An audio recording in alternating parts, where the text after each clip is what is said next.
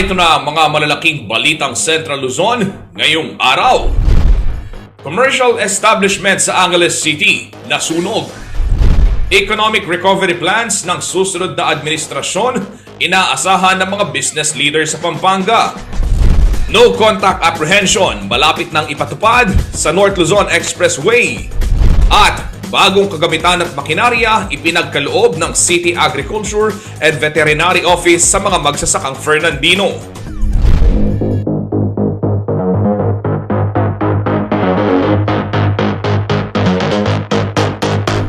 Maya Paldo, Pampanga, magandang araw Central Luzon. Ako po si Justin Dizon at narito na ang mga malalaking balitang nakalap ng CLTV News.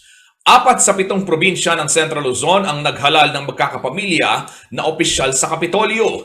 Ayon sa isang political analyst, posible raw na magdulot ng negatibong epekto ang pag-usbong ng mga tinatawag na political dynasties sa gobyerno. Sa kabila nito na iboboto pa rin daw ang mga magkakaanak sa paniniwalang itutuloy nila ang proyekto ng kanilang pamilya. Narito po ang report.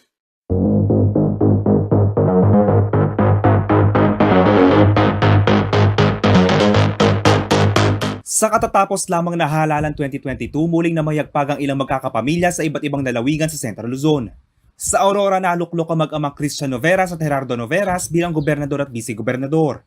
5 Garcia naman sa Bataan ang naupo sa halalan. Si Governor-elect Joel Garcia, Vice Governor-elect Maria Cristina Garcia, 2nd District Representative Abed Garcia, 3rd District Representative Maria Angela Garcia at Mayor Francis Garcia. Mga umali naman ang mauupo sa Kapitolyo ng Nueva Ecija. Ito ay sina Governor Aurelio Umali at Vice Governor Anthony Umali. Sa Kapitolyo ng Pampanga, ang mag-inang Governor Dennis Pineda at Vice Governor Lilia Pineda pa rin ang mananatili sa pwesto. Habang ang mga kapatid ni Governor Pineda ay panalo rin sa eleksyon. Board member pa rin sa 2nd District si Mylene Pineda Cayabyab, habang alkalde naman ng Lubao si Esme Pineda. Ayon sa political analyst na si Prof. Ramon Casiple, isa sa mga negatibong epekto ng political dynasty ay minsan nauuna ang pansariling kapakanan ng mga naluklok at pumapangalawa na lamang ang tungkulin sa taong bayan. Nagsisilbi hindi sa interest ng ginugovern, kundi sa interest ng nag-govern. Yun ang pinakadelikado na epekto. Ibig sabihin, may mga desisyon sa gobyerno na dapat ay ang mga mamamayan ang magtatamasa. Pero dahil sa dynasty relation ay nasasakripisyo ang common good. Hindi lang daw talamak ang political dynasty sa mga kandidato, kundi pati na rin sa mga appointed position sa mga opisina ng gobyerno. Hindi lang elected position, kahit yung mga appointed position sa gobyerno. Magkakamag-anak kayo, kamag-anak, broad sense yan, kung pwede kang kapatid, pinsan, anak, tatay, kahit grandfather, basta related by blood. Ang tawag sa buong grupo na yan ay political dynasty. Paliwanag ni Casiple, pinipili pa din ng mga botante ang mga magkakapamilyang papalit sa mga nakaluklok dahil naniniwala sila na pwedeng pagpatuloy ng kanilang kamag-anak ang kanilang nasimulan. Nabanggit din ni Casiple na minsan may mga tumatakbong kandidato na tinatago ang kanilang totoong pagkatao. At kapag nailuklok ay lalabas na lamang na kamag-anak pala sila ng mismong kalaban nila sa posisyon. Hindi necessarily pareho yung mga apelyido.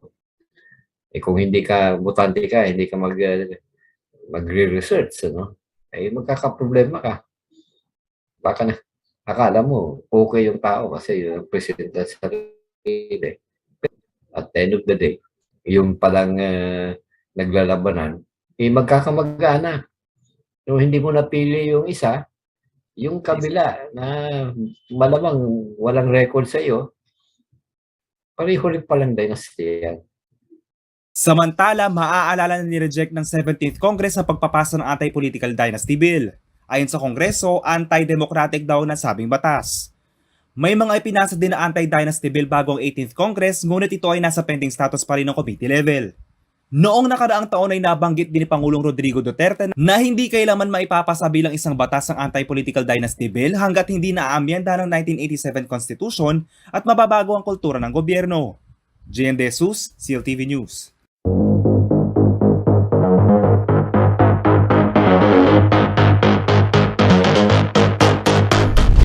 Samantala sa ibang balita, nanindigan ng Commission on Election na walang nangyaring dayaan sa halalan nitong ika-9 ng Mayo.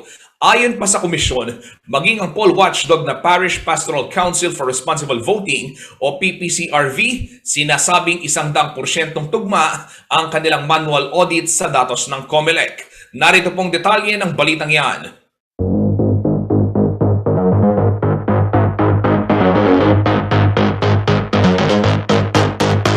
Iginit ng Commission on Elections o COMELEC ang kredibilidad ng nagdaang national at local elections nitong May 9, 2022. Ito'y sa gitna ng patuloy na protesta at pagkondena sa umano'y irregularidad na naganap sa halalan. Sa isang press conference Biyernes, May 13, sinabi ni COMELEC Acting Spokesperson John Rex Laudianco na kumpiyansa ang poll body na walang nangyaring dayaan sa kondukta ng 2022 national at local elections. Kami po, mula noong umpisa pa lang, ay pinakita na namin lahat ng proceedings ay transparent. Just to show to the people that what we're doing is in accordance with law and rules. And if we stick performing our functions within the bounds of law and rules, we could proudly state wala pong dayaang naganap. The credibility of the elections is there. Binanggit din ni Laudianco ang manual validation na ginawa ng poll watchdog na Parish Pastoral Council for Responsible Voting o PPCRV. Huwebes, May 12, inihag ng PPCRV na 100% ang match rate ng kanilang record sa pagitan ng 16,820 physical election returns at electronically transmitted results. Bilang bilang isang siguro mamamayan, hayaan niyo po akong magsalita na wag lang po yung salita ni COMELEC ang pakinggan nyo lamang. Nagsasalita na po ang #1 watchdog po namin, ang PPCRV. Remember, hindi lang po sila nagbase sa transmitted ERs. Napakaganda ng procedure nila. Kinuha nila yung na-receive nilang ER, printed ones, at ine-encode nila at chine-check kung tama at pareho dun sa result na pumapasok sa transparency server. Iba't ibang grupo ang nagprotesta sa Cultural Center of the Philippines sa Pasay City upang kondenahin ang umano'y irregularidad noong May 9 elections. Isinagawa ang rally malapit sa Philippine International Convention Center kung saan nag-convene ang COMELEC bilang National Board of Canvassers. Jennifer Salenga, CLTV News.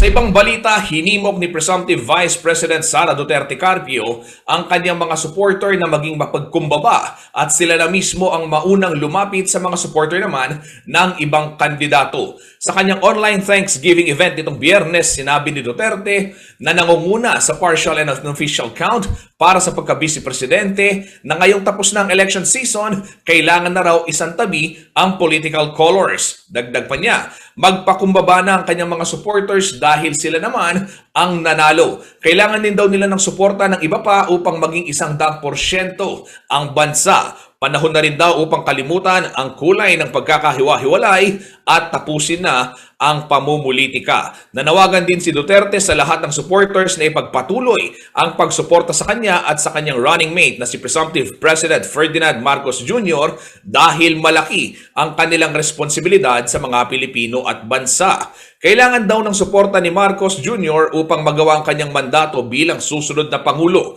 Dagdag pa niya, ang kanilang tandem ay sisentro pa rin sa panawagan ng pagkakaisa na siyang consistent message sa kanilang mga talumpati noong panahon ng kampanya.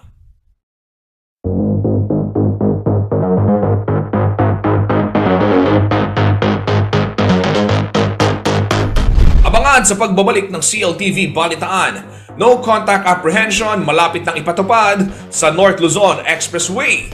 At road infrastructure projects sa North and Central Luzon higit na magpapaunlad sa ekonomiya ng rehiyon. Manatiling nakatutok at magbabalik ang CLTV Balitaan.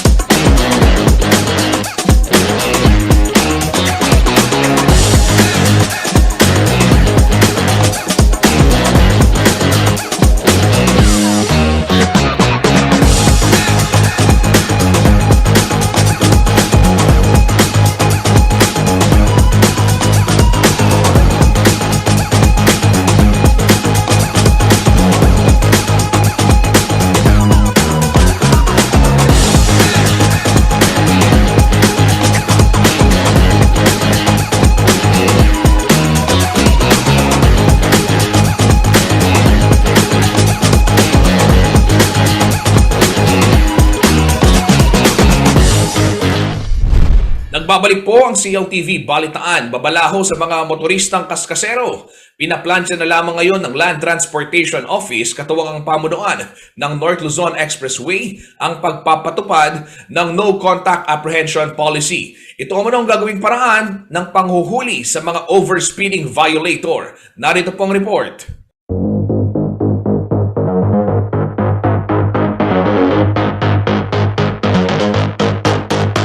Babala para sa mga motorista na ginagawang racetrack ang 83-kilometer na stretch ng North Luzon Expressway. May 24/7 speed CCTV camera na umano sa NLEX para sumubaybay sa mga pasaway na humahawak ng manibela at hanep kung pumedal sa silinyador. Umaraw man o gumabi, ang speed tracking nito tuloy ang recording para makapanghuli. Ayon kay Robin Ignacio, Senior Manager ng Traffic Division ng NLEX, binabalangkas na ng kanilang tanggapan at ng Land Transportation Office o LTO ang implementing rules and regulation para ipatupad ang No Contact Apprehension Policy. Yun nga po, we are already gearing up for the non-contact apprehension and siguro in a few weeks or a couple of months, nandun na po. So in that aspect po, mas maganda na po yung implementation natin ng traffic rules and regulations, especially on speeding and yung other violations na pwedeng i-capture through camera. Ang captured video ng mga violators ay rektang matatanggap ng LTO. Dito, iaalarma ang may-ari ng sasakyan at sa loob ng 7 araw ay kailangan nitong ibigay ang pangalan ng driver at kung hindi, ang may-ari ang posibleng patawan ng traffic violation. After ng aming mga CCTVs, we will pass it on to LTO. Then si LTO pa rin po yung mag-ano kung we will issue violation. So, dun sa vehicle na makukuha. Yes, sir. Yun sa vehicle actually. But I think LTO is going to give a number of days dun sa vehicle owner to identify the driver.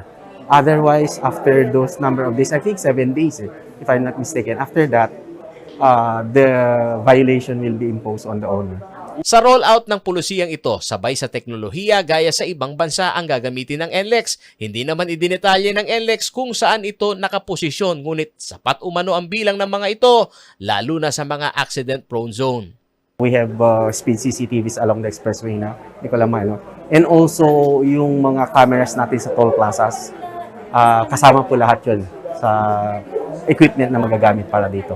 Hindi lamang umano ito uri ng road crash prevention, kundi pati na anti-corruption measure. Yes, we need to discipline our people. We need to discipline the motorist. Kasi kung makikita ninyo, kung ano-ano ng mga method na ginagawa ng mga law enforcement natin, ang mga Filipino motorists o drivers talagang naghahanap paano nila malulusutan Siguro. Paolo G. Santos, CLTV News.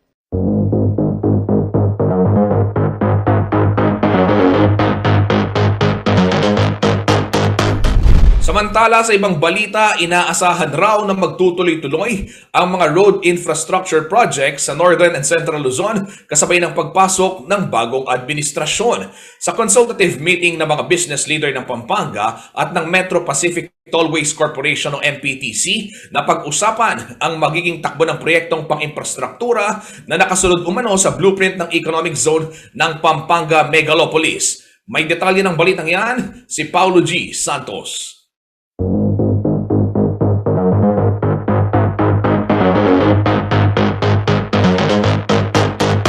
Umaga nitong Huwebes dito sa Romero's Residence sa siyudad ng San Fernando, Pampanga, naitulak ang consultative meeting ng Infrastructure Development Committee ng Pampanga Chamber of Commerce and Industry Incorporated o PAMCHAM, kasama ang mga opisyal ng Metro Pacific Tollways Company o MPTC. Tinalakay ang estado ng Kilometer 84 o North Luzon Expressway na maituturing na gateway ng National Capital Region patungong North and Central Luzon.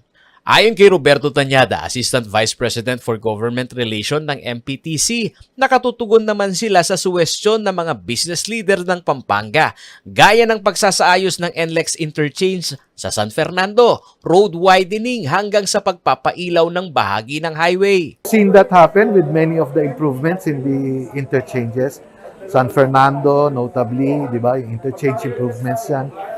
And then, of course, even with their requests and petitions for lighting and widening of the expresses from way back. And so we helped each other meet those requests and that contribute now largely to the development of the corridor. No? Ayon kay Tanyada, ang execution ng blueprint ng Pampanga Megalopolis ay kanilang inaabangan. Isa na rito ay ang bahagi ng Circumferential Road o ang Santo Tomas Interchange na sumailalim sa road construction ng Department of Public Works and Highways. Bahagi umano ito ng inaprubahan ng National Economic Development Authority o NEDA at sasailalim din ito sa assessment ng Toll Regulatory Body. Meron na ngayong exit na pinag-aaralan at siyempre merong involvement ng regulatory bodies dyan sa approval ng designs, even for the operations aspect. So, minomonitor din natin yung progress ng LGMST, the completion, at bahagi din nun, siyempre, yung Circumferential Road Project at Megalopolis Project ng ating GMA. Samantala, napag-usapan din ang pagbabalik ng rehabilitasyon sa 5-kilometer stretch sa southbound lane ng Candaba Viaduct na nasa 13 slab ang isasaayos na target matapos hanggang katapusan ng taon. Kabilang din sa tinalakay ang target na Phase 2 ng interoperability ng EasyTrip at AutoSweep system ngayong taon. Rekomendasyon naman ni PAMCHAM Past President Rene Romero, kailangan magkaroon ng improvement sa quick response team dahil malimit ang insidente ng road crash na naaabala sa daloy ng trapiko sa expressway. Since nasa third party lang, hindi naman sila mag-i-invest ng malaking pera para bumili ng helicopter. Ang bayad nila siguro dyan on a case-to-case basis o kaya lump sum o kaya monthly. Inihingi na rin natin sa kanila yung helicopter. Yung kung sinasabi nila yung helicopter, hindi sila makakita ng helipad. Sa tingin ko maraming paraan doon, Pero ang isang paraan doon is that huwag ka na magparada, i-airlift mo na lang siya. Iginatuwa naman ng ilang negosyante sa Pampanga ang kolaborasyon ng MPTC. Ang bukas na konsultasyon ay magpapabuti umano ng perspektiba ng local investors sa countryside development. Lalo't koridor ang NLEX sa sentro ng komersyo ng bansa na NCR hanggang sa North at Central Luzon. We all know naman whatever the issues in NLEX, with this synergy, they can address it immediately. That is the nice thing about it. So na-actionan kagad naman ng NLEX ng MPTC. That is the nice thing about it. Yeah, so we synergize, we collaborate. Paolo G. Santos, CLTV News.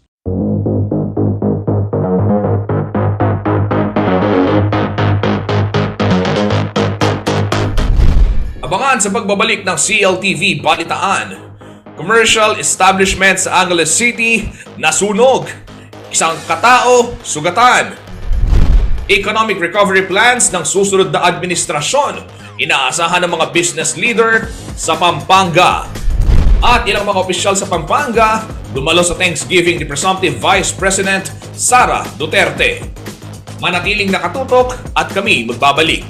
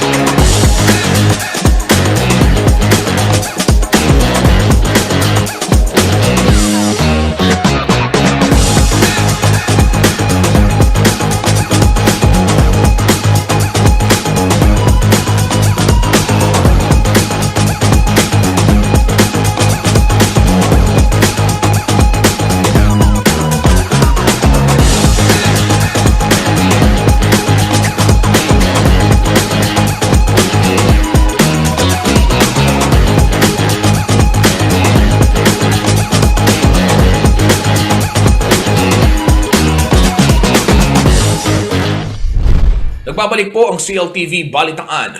Nasunog ang isang commercial establishment sa Barangay Santa Teresita, Angeles City nitong linggo, May 15, 2022. Agara namang rumisponde ang Bureau of Fire Protection Angeles at ang ACDRRMO upang apulahin ang nasusunog na establishmento. Ayon sa initial report ng Angeles City Disaster Risk Reduction and Management Office, isang sugatan sa nasabing sunog at patuloy pang inaalam kung ano ang naging sanhi ng insidente.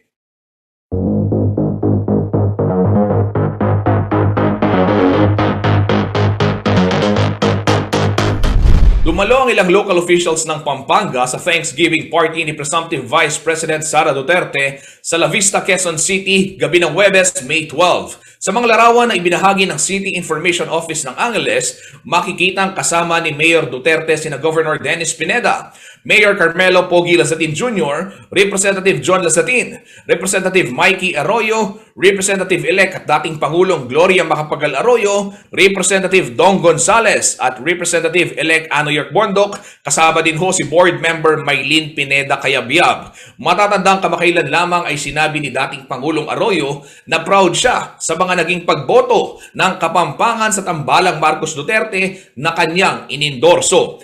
Ayon kay Arroyo, asahan daw na mas maraming proyekto ang maibababa ng national government sa lalawigan ng Pampanga ng susunod na administrasyon.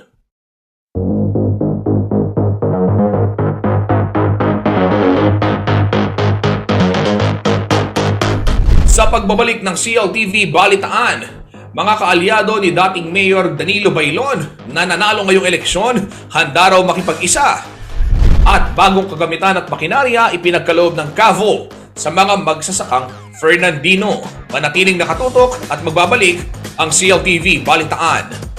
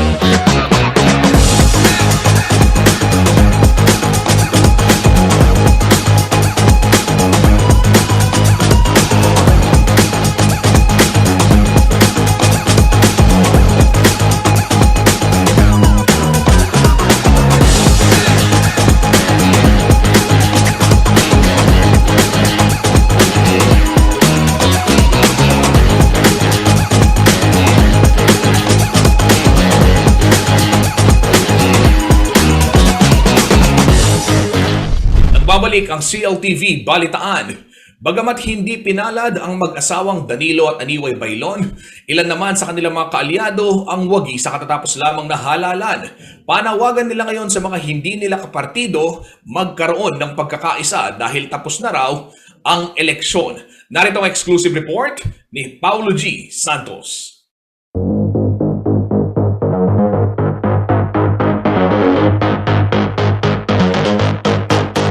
Nga po yung sinasabi ko pag tumatawag yung nagko-congratulate sila, sabi ko salamat po pero masaya po akong malungkot. Magkahalo ang emosyon ni Candaba Vice Mayor-elect Engineer Resty Sibug nang humarap sa CLTV News. Siya at dalawang kaalyado lamang kasi sa konseho ang nakalusot nitong kakatapos lamang na eleksyon at pati ang bukal sa ika-4 na distrito na kanilang kaalyado hindi pinalad. Masaya ako, nanalo ko at nanalo po yung ibang kasama namin. Pero malungkot dahil po yung team namin na alam namin magiging sandalan namin from governor, mayor at even yung board member po si Rick Yabut matalo eh. So yun po yung mga team namin. So parang sa akin po, sabi ko nga magpapasalamat ako na hindi bongga dahil nga alam ko na nagsasaya ka pero kasama mo, hindi naman po sila masaya. Parang hindi po talaga totally, as of today, hindi pa po kami ganun kasaya. Sinasabi ko sa asawa ko, gisingin mo ako kung totoo ba to o nananaginip lang ako. Halos higit 8,000 ang lamang ni Engineer Sibug kay incumbent Vice Mayor Michael Sagum, habang higit 12,000 naman ang lamang ni incumbent Mayor Rene Maglangke kay Aniway Baylon. Kung ang boto ng mga Candabaweño ang titingnan, lumalamang din dito si gubernatorial candidate Danilo Baylon laban kay Governor Dennis Delta Pineda na siyang nanalo sa buong probinsya. Nanalo si Aniway. Yun nga po ang sinasabi nila, kung di daw po tumakbo si Aniway, baka mas overwhelming pa ang support. Kasi nga po, yun po yung parati sa amin, dapat pag tumakbo ka pala sa higher position, yun my own experience, at saka naririnig ko dapat huwag kang magpatakbo sa lokal. Yun po yung nakikita namin ganyan. Para wala kang magiging kalaban mismo sa bayan mo. Yun po yung sinasabi nila, pero hindi naman po masyado naging factor. Pero siyempre, iba po yung laban sa ground, sa local, kumpara sa panlalawigan. Bukod kay Sibug, ang pamangkin ng mag-asawang Baylon na si Rain Baylon at Queenie Kulala ang nakapasok sa Magic 12 ng Konseho ng Candaba. Habang sa mayoral po sa Pampanga, tanging si San Fernando City Mayor-elect Vilma Caluwag ang nanalong kaalyado ng Team Baylon. Bilang isang returning OFW na newbie sa politika sa Candaba, nangangarap umano si Engineer Sibug na maglingkod bilang vice alkalde at ang loyalty umano niya ay nasa mandato ng Vice Mayor at hindi sa kung anumang pakikisama. Ano lang isipin, pero in my own, sabi ko nga, tumakbo ko, I run as a Vice Mayor of the people, not the Vice Mayor of the Mayor. So I always stick to that principle. Huwag po silang mangamba sa akin dahil ang gagawin ko ay para sa bayan. At kung sila ay para sa bayan, we will work together. Paulo G. Santos, CLTV News.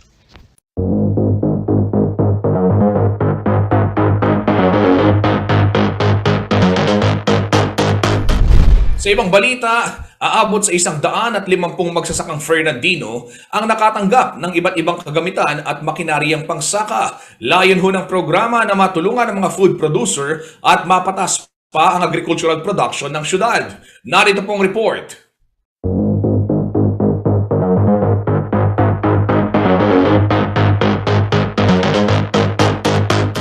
Kasabay ng selebrasyon ng Piyestang Fernandino at Farmers Day sa 15 ng Mayo, nagpaabot ng mga bagong makinaryang pangsaka at kagamitan ang City Agriculture and Veterinary Office ng Ciudad San Fernando sa mga magsasakang Fernandino. Nasa 150 na ortelano ang nakatanggap ng hand tractors, shallow tube well, deep tiller, knapsack, drip irrigation, hose, seeds, fertilizer at weighing scale crates sa isinagawang distribution ceremony sa Barangay Lara ng syudad. Ayon kay City Agriculturist Cristina A. Sangumay, layunin nila na matulungang mapadali ang trabaho ng mga magsasakang Fernandino at maiangat ang agriculture production ng syudad. Mapabilis, mapabuti at mapaganda yung kanilang agricultural activity sa pamamagitan ng machineries, mas magiging madali para sa kanila. Lalo na ngayon, napakahirap ng mga labor na wala na tayong makuha na tao para magtrabaho sa bukid. Kailangan talaga ng makina para maging sustainable yung ating production. Abot langit ang galak at pasasalamat ng mga nakatanggap ng mga bagong makinarya. Malaking ginhawa raw ito para sa kanila lalo na't may problema sa irigasyon sa mga palayan. Sir, kami, wala pong irigasyon, no? Sa pump, tapos pagpapatubig namin. Ngayon, kung kasing bibilin mo yan, sir, na napakalaging alaga po. Tapos ngayon, kung yan, nabigyan na kami, yan ngayon, pag nagpapatubig na kami sa palayan namin, sa mga gulayan namin, yan, okay na po ngayon yan. Malaking tulong po talaga. Samantala, nanawagan ng mga ortelanong Fernandino sa susunod na uupong alkalde ng syudad na sana'y maipagpatuloy ang mga proyektong tumutulong sa kanilang mga magsasaka. Sana nga yung tuloy sana yung mga nakatatanggap namin tulong sa ngayon, tuloy-tuloy. Huwag huwag maputol para yung mga farmers natin ng San Fernando magagana magtrabaho dahil sa mga gamit na yan na binibigay ng siyudad. Gagawin naman umano ng City Agriculture and Veterinary Office ang trabaho nila upang hindi mahinto ang pondo kahit na magpapalit na ng administrasyon. Gagawin natin lahat yung ating makakaya para naman mapapondo. Every year kasi nagkakaroon tayo ng annual investment plan na kung saan naglalatag tayo ng mga programa, activities para sa production, improvement, promotion ng ating agricultural activities dito. At very hopeful naman kami na isusustain ng ating bagong administration yung mga programang pinakikinabangan ng mga Fernandino. Arlen Salonga, CLTV News.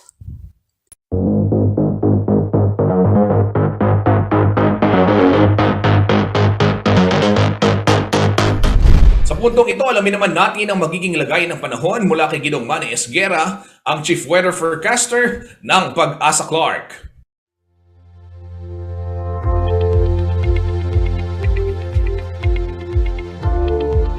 Narito po magiging taya ng panahon sa susunod na 24 oras.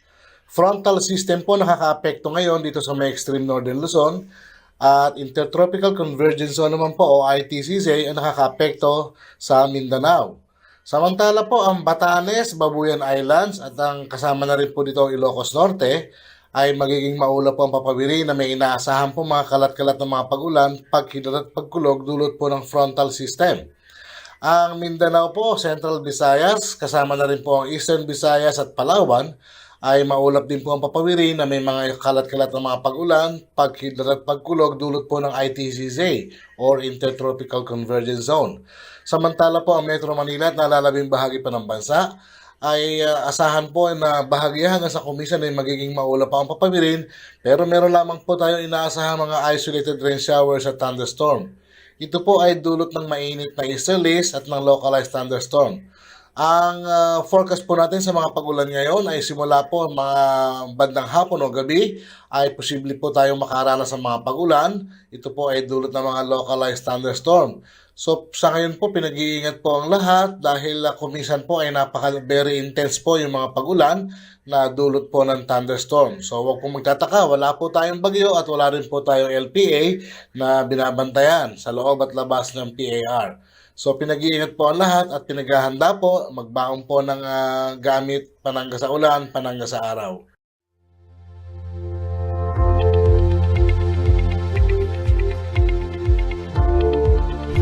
At yan ang mga balitang nakalap ng CLTV News ngayong araw. Para sa karagdagang detalye, i-like and i-follow po ninyo ang aming mga social media pages sa Facebook at CLTV36 Official and at CLTV36 News. Meron din ho kaming Twitter at CLTV36 and at CLTV News. Sa Instagram naman at CLTV36 Official. Kung nais po ninyong balikan ang mga programa ng CLTV, pwede ho kayong bumisita sa aming YouTube channel at CLTV36 Official at maging sa aming website www.cltv36.tv.